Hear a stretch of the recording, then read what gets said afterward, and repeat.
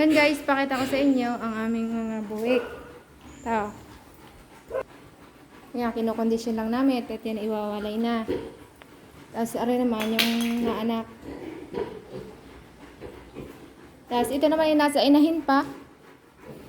Malapit na itong iwalay. Yan, madami-dami din ang anak na yan. Tapos, ito. Ito. Umalak lang nakaraang linggo. Malaki-laki na din.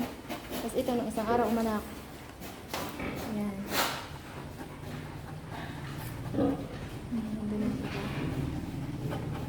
Tapos guys, yan yung aming inahin. Yan. Medyo madami-dami na din. Tapos yung bulugan.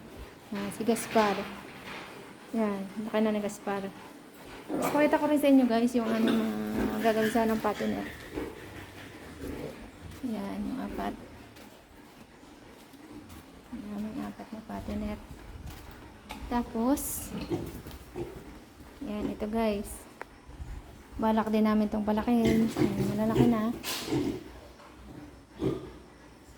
Siguro nasa 25 na yan. 25 kilos. Yan, meron din kami din ng isang bulugan. Ang bulugan namin, Rasiculas. Yan. Walang tubig. Wala.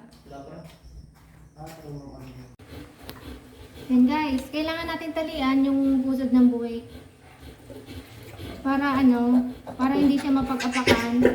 Kasi pag dumugo, baka magka-infection pa. Yan, malakas din. Yan, tatalian muna natin. Talian muna. Yan. Yan guys. May naanak na baboy din eh. Yan, 3 na. Ngayon nakalabas yung isang maliit na bagong anak. Are na.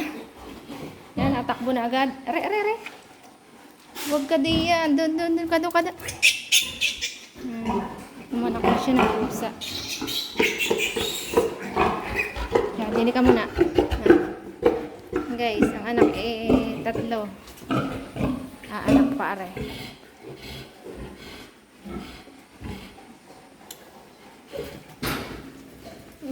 Din siya dumaan. Ayan. Kaya ka siya. Hintay lang guys. Mamaya anak na yan.